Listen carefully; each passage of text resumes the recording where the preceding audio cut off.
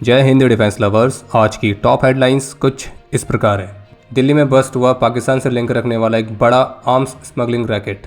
भारतीय वायुसेना साल भर के अंदर विकसित करेगी वायु बाण। भारतीय सेना ने भी रोल आउट करी अपनी टैंक रेजिमेंट्स के लिए एक डिजिटल विंगमैन की तरह शौर्य स्क्वाड्रंस। ईरान ने यूएस के प्रपोजल को किया खारिज और रखी अपनी 5 डिमांड। और मध्यस्थता करने वाले पाकिस्तान की शिप को स्ट्रेट ऑफ हॉर्मुज से वापस लौटाया ईरान ने।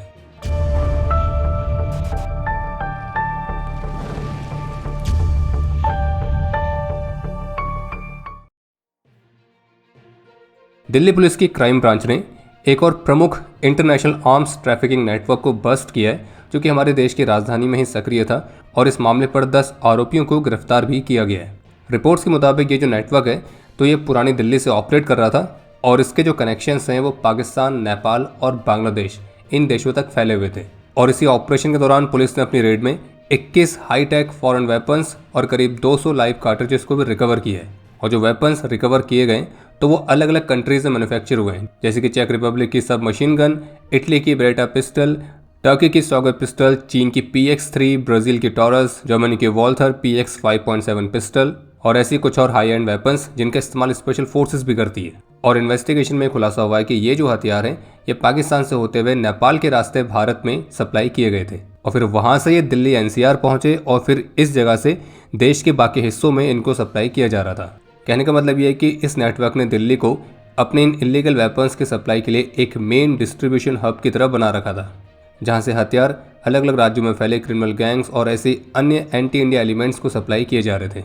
और क्राइम ब्रांच के मुताबिक ये जो गैंग है ये अलग अलग राज्यों में काफ़ी लंबे समय से एक्टिव था और पुलिस को इस बात का भी संदेह है कि जो वेपन्स बरामद किए गए तो वो कई हाई प्रोफाइल शूटआउट्स और गैंग वॉर्स में भी इस्तेमाल किए गए होंगे और इसलिए इस पहलू की भी गहन जाँच की जा रही है।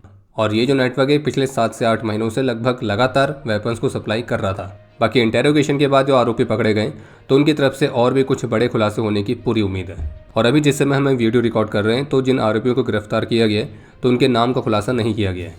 वहीं दूसरी तरफ दिल्ली कोर्ट ने एक और एंटी इंडिया एलिमेंट जिसका नाम है आसिया अंद्राबी, तो इसको अनलॉफुल एक्टिविटीज़ में दोषी पाए जाने के चलते आजीवन कारावास की सज़ा सुनाई है। और इसी सेम मामले में इसके 2 और साथी सोफ़ी फहमिदा और नाहिदा नसरीन, तो इनको भी 30 वर्षों की जेल की सज़ा सुनाई गई है। और ये तीनों ही आतंकी ऑर्गेनाइजेशन के मेंबर थे और भारत में आतंकी गतिविधियों को सपोर्ट करते थे। और दोषी पाए जाने के बाद NIA ने अंद्राबी के लिए आजीवन कारावास की मांग की थी, ये कहते हुए कि इन्होंने भारत के खिलाफ युद्ध छेड़ा था और इसलिए एक कड़ा संदेश भेजना आवश्यक है कि राज्य के खिलाफ साजिश रचने पर सबसे कठोर दंड दिया जाएगा। ईरान के एटॉमिक एनर्जी ऑर्गेनाइजेशन ने US और इजराइल पर आरोप लगाया है कि उन्होंने एक बार फिर से ईरान के बुशर न्यूक्लियर पावर प्लांट पर हमला करने की कोशिश करी है। हालांकि जो प्रोजेक्टाइल है वो कंपाउंड के अंदर ही लैंड हुआ था, लेकिन अच्छी बात है कि फिलहाल इससे कोई डैमेज नहीं हुआ है। और इसकी पुष्टि इंटरनेशनल एटॉमिक एनर्जी एजेंसी यानी कि IAEA की तरफ से भी की गई है। और इस तरह का दूसरा इंसिडेंट है जिसको IAEA ने भी रिपोर्ट किया है। और इसको देखकर ऐसा लग रहा है कि अमेरिका ने जो ईरान के एनर्जी सेक्टर्स पर 5 दिन तक मिलिट्री स्ट्राइक ना करने वाली बात कही थी, तो शायद अमेरिका का वो जो एक्शन है तो वो कुछ खास काम करता हुआ नहीं दिख रहा है। और उसका एक बड़ा कारण ये हो सकता है कि जहां एक तरफ US के प्रेसिडेंट ये दावा कर रहे हैं कि ईरान के साथ उनके नेगोशिएशंस चल रहे हैं और ईरान और इजराइल की मीडिया भी दावा कर रही है कि ईरान के जो सुप्रीम लीडर हैं तो वो भी बातचीत के लिए सहमत हुए हैं, वहीं दूसरी तरफ ईरान ने ऑफिशियली इस बात से साफ तौर पर इनकार किया है कि US के साथ कोई भी नेगोशिएशन नहीं चल रहा है। और ईरान का जो ऑपरेशन ट्रू प्रॉमिस 4 है तो उसके तहत उसकी जवाबी कार्रवाई लगातार जारी है। और अलग अलग देशों में ईरान के एम्बेसीज ने भी ऑफिशियली स्टेटमेंट जारी करके कंफर्म किया है कि US के साथ कोई भी बातचीत नहीं चल रही है। और तो और ईरान की मिलिट्री का तो ये कहना है कि लग रहा है कि अमेरिका के प्रेसिडेंट खुद से ही बात कर रहे हैं नेगोशिएशंस को लेकर, क्योंकि ईरान के मुताबिक तो US के साथ हमारे ना तो कोई डायरेक्ट बातचीत चल रही है ना ही कोई इनडायरेक्ट। और इस पूरे कॉन्फ्लिक्ट में मध्यस्थता के लिए एक ऐसे देश ने एंट्री मारी है जो अपने मालिकों से पूछे बिना कोई काम करता ही नहीं है। आप समझिए क्योंकि हम किसकी बात कर रहे हैं, अपना निकम्मा पड़ोसी पाकिस्तान। तो पाकिस्तान ने इसमें मध्यस्थता करने की पहल उठाई है और पाकिस्तान के प्रधानमंत्री शहबाज शरीफ ने ईरान और US के बीच बातचीत का प्रस्ताव दिया था ताकि इस वॉर को समाप्त किया जा सके। और पाकिस्तानी प्रधानमंत्री ने जो ये पोस्ट करी थी तो इस पोस्ट को US प्रेसिडेंट ने अपने ट्रुथ सोशल हैंडल से रीपोस्ट भी किया है। और जबकि US की मीडिया रिपोर्ट्स में एक 15 पॉइंट पीस प्लान के बारे में बताया जा रहा है, ये वो प्लान है जो कि अमेरिका ईरान पर पुश करवाना चाह रहा है। और अगर आप इस पीस प्लान को ध्यान से देखेंगे तो आपको समझ में आएगा कि अमेरिका इस प्लान के साथ ईरान से सब कुछ लेना तो चाहता है लेकिन अपनी तरफ से कुछ भी गिव अप करना नहीं चाहता है। जबकि स्ट्रेट ऑफ हॉर्मुज पर प्रेसिडेंट ट्रंप तो ये कहते हुए दिख रहे हैं कि हम जो चाहें वो कंट्रोल कर सकते हैं, लेकिन ग्राउंड पर फिलहाल अभी तक ऐसा देखने को नहीं मिल रहा है। और फिलहाल मीडिया रिपोर्ट्स में सीनियर ईरानियन सोर्सेज के हवाले से दावा किया जा रहा है कि पाकिस्तान ने अमेरिका का प्रस्ताव ईरान को डिलीवर कर दिया है। वो बात अलग है कि ईरान ने इस प्रस्ताव पर कोई निर्णय लिया है नहीं लिया है, तो इसकी कोई पुष्टि नहीं है। तो अब यहाँ पे समझ गए होंगे कि इस मध्यस्थता में पाकिस्तान की भूमिका क्या है। तो वो एक तरह का केवल डिलीवरी गाय बना हुआ है। और एक और रिपोर्ट सामने आई कि ईरान की अथॉरिटीज़ ने स्ट्रेट ऑफ हॉर्मुज से पाकिस्तान जा रही एक वैसल को वापस लौटा दिया, क्योंकि उसके पास इस हॉर्मुज को पास करने के अप्रूवल्स नहीं थे। और इसकी पुष्टि ईरानियन एम्बेसी की तरफ से भी की गई है। अब आप खुद ही सोचिए कि पाकिस्तान जैसा देश जो कि अपने खुद की वैसल के लिए ईरान के साथ निगोशिएट नहीं कर पा रहा है, और वो दावा कर रहा है यूएस और ईरान का वॉर समाप्त करने के लिए मध्यस्थता करने का। और हैरानी की बात तो ये है कि पाकिस्तान के प्रोपेगेंडा अकाउंट्स हुए नैरेटिव फैला रहे कि देखिए पाकिस्तान की कितनी बड़ी भूमिका है इस इतने बड़े वॉर को रुकवाने में, वो मध्यस्थता कर रहा है। तो पाकिस्तान के उसी नैरेटिव में फंसकर भारत में ही बैठे हुए कुछ लोग अब भारत को ही गाली दे रहे हैं कि देखिए भारत की डिप्लोमेसी फेल हो गई है और पाकिस्तान को प्राथमिकता दी जा रही है वॉर रुकवाने के लिए। हम फिर से बताएंगे कि पाकिस्तान कुछ मध्यस्थता नहीं कर रहा है, पाकिस्तान मध्य में है एक डिलीवरी बॉय की तरह, और उसे भी काम पे रखा है उसके बड़े मालिक अमेरिका ने, क्योंकि ईरान सीधी बातचीत अमेरिका से कर नहीं रहा है। तो अमेरिका ने पाकिस्तान को पकड़ा हुआ है कि मेरी जो बात है वो ईरान तक पहुंचाओ, और पाकिस्तान के सामने जी मालिक कहने के अलावा कोई और ऑप्शन नहीं रहता है। और अगर इस तरह की डिप्लोमेसी आप भारत से चाह रहे हैं तो फिर तो आप रहने दीजिए। बाकी कल प्रेसिडेंट ट्रंप ने अपने भारतीय काउंटर पार्ट प्रधानमंत्री श्री नरेंद्र मोदी को कॉल किया था वेस्ट एशिया की सिचुएशन के बारे में बताने के लिए, और इस दौरान दोनों देशों के लीडर्स के बीच व्यूज एक्सचेंज हुए हैं। भारत ने जल्द से जल्द डीएस्केलेशन और शांति को पुनः स्थापित करने पर जोर दिया है, और इस बात पर भी जोर दिया कि स्ट्रेट ऑफ हॉर्मुज का ओपन होना और सिक्योर और एक्सेसिबल बने रहना पूरी दुनिया के लिए आवश्यक है। बाकी एक बहुत बड़ा प्रश्न है कि यूएस ने जब ऑपरेशन एपिक फ्यूरी को लॉन्च किया था तो उसके जो भी ऑब्जेक्टिव्स रहे होंगे ईरान को लेकर, तो उसमें से कितने ऑब्जेक्टिव्स यूएस ने एक्चुअल में अचीव किए हैं और कितने अभी भी बचे हैं, तो इसके उत्तर मिलने अभी बाकी हैं। और जो अभी तक ग्राउंड पर दिख रहा है उसको देखकर तो यही लग रहा है कि अमेरिका ने इस वॉर को शुरू तो कर दिया था, लेकिन अब इसको समाप्त कर पाना काफ़ी मुश्किल होता जा रहा है। द न्यू इंडियन एक्सप्रेस की रिपोर्ट के मुताबिक भारतीय वायुसेना ने भारत की पहली हेलीकॉप्टर ड्रॉप्ड ड्रोन परियोजना को लॉन्च किया है, जिसका नाम है वायु बाण। और इस परियोजना को लीड कर रही है भारतीय वायुसेना की डायरेक्टरेट ऑफ एरोस्पेस डिज़ाइन, और जिन्होंने इस परियोजना के लिए इसी महीने की शुरुआत में डोमेस्टिक वेंडर्स के लिए रिक्वेस्ट फॉर प्रपोजल यानी कि आरएफपी भी जारी करी थी। और इस वायु बाण वाली परियोजना के तहत ऐसे छोटे साइज के ड्रोन्स को डिज़ाइन और डेवलप किया जाएगा जो कि हेलीकॉप्टर से डिप्लॉय किए जाएं और वो अपने टारगेट तक ऑटोनॉमसली नेविगेट करने में सक्षम हो, और फिर एक बार एयरबॉर्न होने के बाद ये अपने ऑपरेटर्स को रियल टाइम वीडियो भी ट्रांसमिट कर सकें। और इतना ही नहीं बल्कि ये जो ड्रोन्स होंगे ये एक छोटे साइज़ के वॉरहेड से भी इक्विप्ड होंगे, ताकि अगर ज़रूरत पड़े तो इनकी मदद से टारगेट पर प्रिसिशन स्ट्राइक्स भी कंडक्ट की जा सके। तो कहने का मतलब ये है कि इस परियोजना का जो प्रमुख उद्देश्य है कि हेलीकॉप्टर्स स्टैंड ऑफ रेंजेस में रहते हुए टारगेट्स को एंगेज कर सकें, जिससे एयर क्रू की जो लाइफ है उस पर रिस्क कम हो। और फ्लेक्सिबल मिशन एग्जीक्यूशन के लिए ये ग्राउंड और एयरबॉर्न कंट्रोल दोनों को ही सपोर्ट करेगा। रिपोर्ट के मुताबिक इसके तहत जो ड्रोन्स विकसित किए जाएंगे उनकी रेंज 50 किलोमीटर से ज़्यादा होगी, इंड्योरेंस टाइम लगभग 30 मिनट का होगा। ये इलेक्ट्रो ऑप्टिकल और इंफ्रारेड सेंसर से इक्विप्ड होंगे, और ये सर्विलेंस करने के साथ साथ टारगेट आइडेंटिफिकेशन में भी सक्षम होंगे। और हाँ, अगर एनिमी फोर्सेस जीपीएस सिग्नल्स को जैम या डिसेबल करती है तो ऐसी स्थिति में भी ऑपरेट कर सकेंगे। और इस परियोजना पर फास्ट ट्रैक बेसिस पर काम किया जा रहा है, और लगभग साल भर के अंदर ही इनिशियल बैच की डेवलपमेंट, टेस्टिंग और डिलीवरी को कंप्लीट करने की उम्मीद की गई है, जिसमें ड्रोन्स को ऑपरेशनल यूज के लिए क्लियरेंस देने से पहले इनके हेलीकॉप्टर से ड्रॉप ट्रायल्स, पेलोड इंटीग्रेशन और हाई ऑल्टीट्यूड टेस्टिंग इन सभी को कंडक्ट किया जाएगा। और इस वायु बाण वाली परियोजना के साथ भारत दुनिया के उन चुनिंदा देशों में शामिल होगा जो कि इस तरह के एयर लॉन्च अनमैन्ड सिस्टम्स पर काम कर रहे हैं।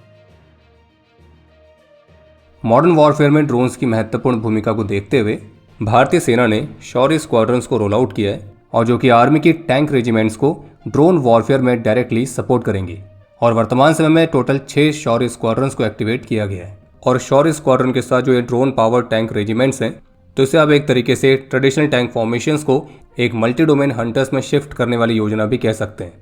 और अभी जो अमोघ ज्वाला एक्सरसाइज कंडक्ट की गई थी, तो उस एक्सरसाइज में भी ये जो नई यूनिट्स हैं ये मुख्य रूप से शामिल की गई थी। और टैंक रेजिमेंट्स के साथ ऑपरेट करते समय इन स्क्वाड्रंस का मिशन बिल्कुल क्लियर रहेगा, प्रिसिशन स्ट्राइक्स, कॉम्बैट सपोर्ट और इलेक्ट्रॉनिक वॉरफेयर।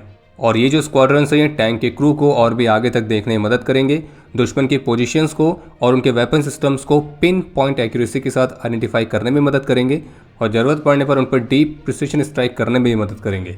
और मीडिया रिपोर्ट्स के मुताबिक आर्मी की 5 कमांड्स ने ऑलरेडी इन स्क्वाड्रंस को डिप्लॉय भी कर दिया है, और आगे चलकर इन शौर्य यूनिट्स की संख्या को और भी बढ़ाए जाने की योजना है, ताकि हर एक टैंक फॉर्मेशन के पास एक डेडिकेटेड डिजिटल विंगमैन हो, और अश्नि यूनिट्स की तरह शौर्य यूनिट्स में भी ड्रोन वॉरफेयर में स्पेशली ट्रेंड 25 से 30 ट्रूप्स रहेंगे।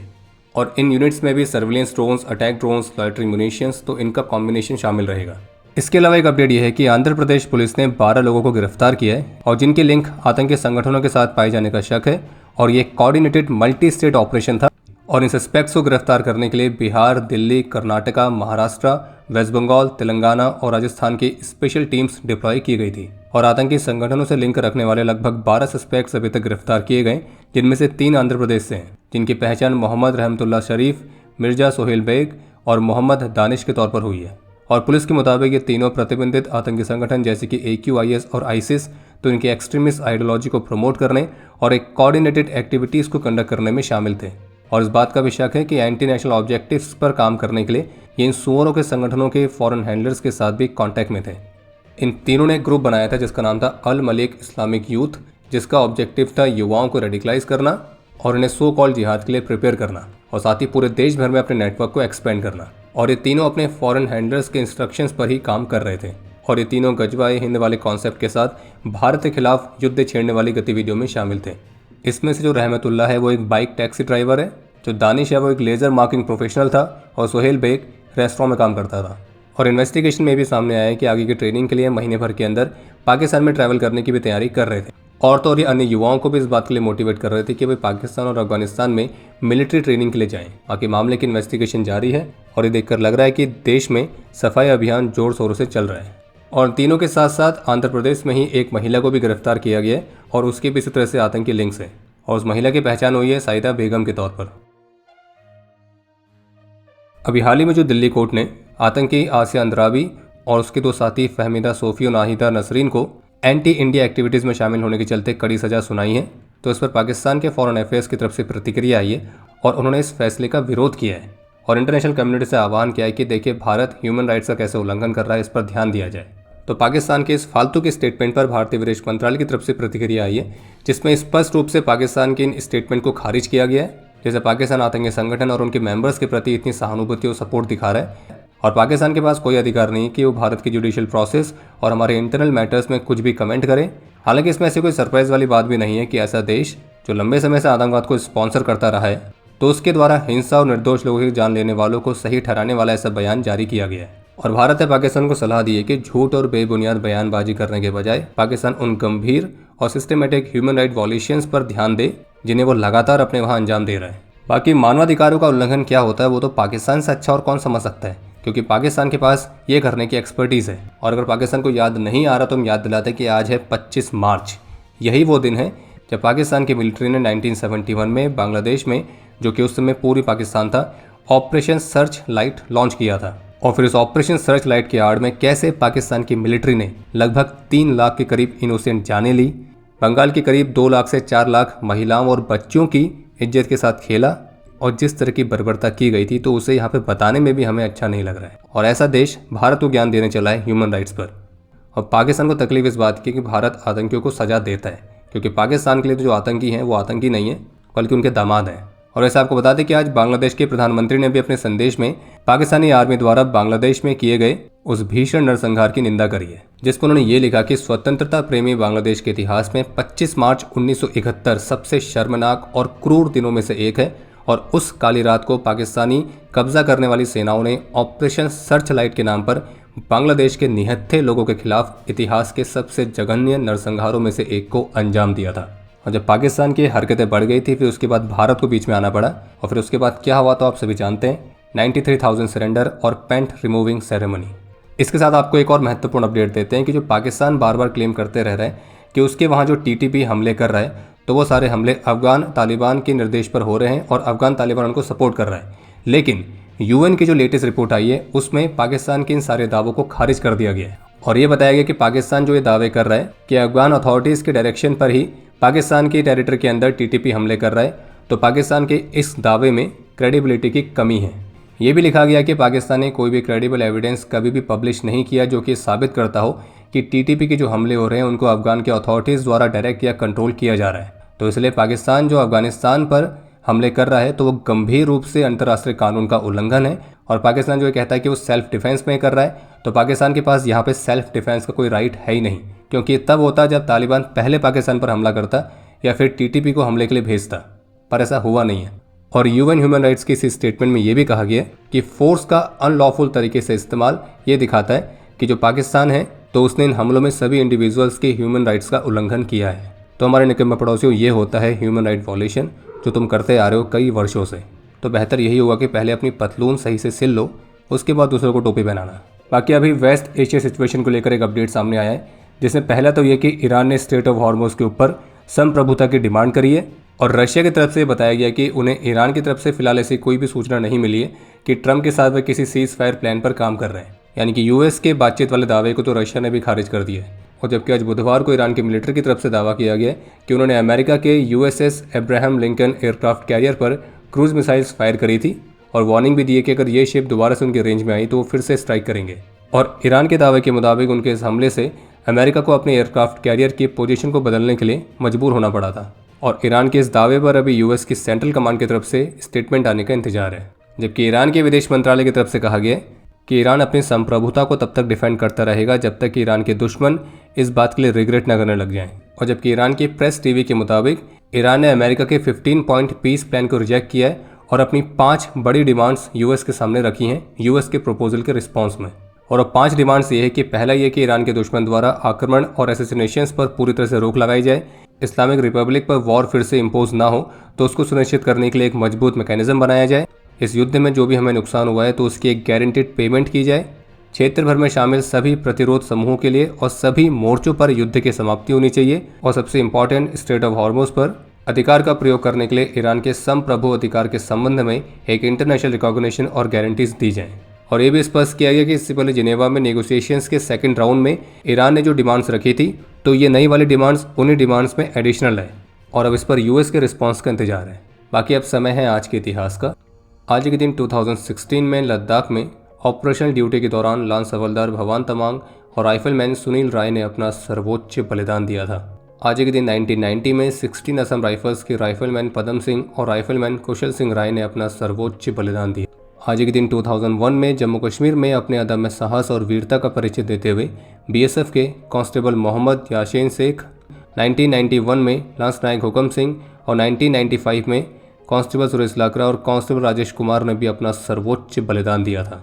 आज के दिन 2021 में जम्मू कश्मीर में ही एक ऑपरेशन के दौरान सीआरपीएफ के एसआई मंगाराम देव वर्मा और कांस्टेबल अशोक कुमार वीर गति को प्राप्त हुए थे। और आज के दिन 1991 में जम्मू कश्मीर में ही सीआरपीएफ के कांस्टेबल जितेंद्र सिंह ने भी अपना सर्वोच्च बलिदान दिया था। और आपके लिए आज का प्रश्न है कि 1987 में श्रीलंका में किस ऑपरेशन के तहत भारतीय सेना की डिप्लॉयमेंट की गई थी। और अब समय है आज के टॉप 3 कमेंट्स का, जो ये रहे आपकी स्क्रीन पर।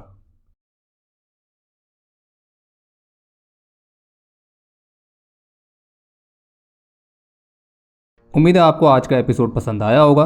पसंद आया तो वीडियो को लाइक करना ना भूलें। आपके कोई भी सुझाव या सवाल हो तो उसके लिए कमेंट सेक्शन ओपन है। और अगर आप डिफेंस रिलेटेड और भी एक्सक्लूसिव कंटेंट में दिलचस्पी रखते हैं तो आज ही प्ले स्टोर से डिफेंस स्क्वाड की सुपर ऐप को डाउनलोड करना ना भूलें। और अगर आप चैनल पर पहली बार आए हैं तो squadron.in पे जाके हमारे नए डिज़ाइंस को भी चेकआउट जरूर करें। बाकी जल्द मिलेंगे नए एपिसोड के साथ, तब तक के लिए जय हिंद, जय भारत।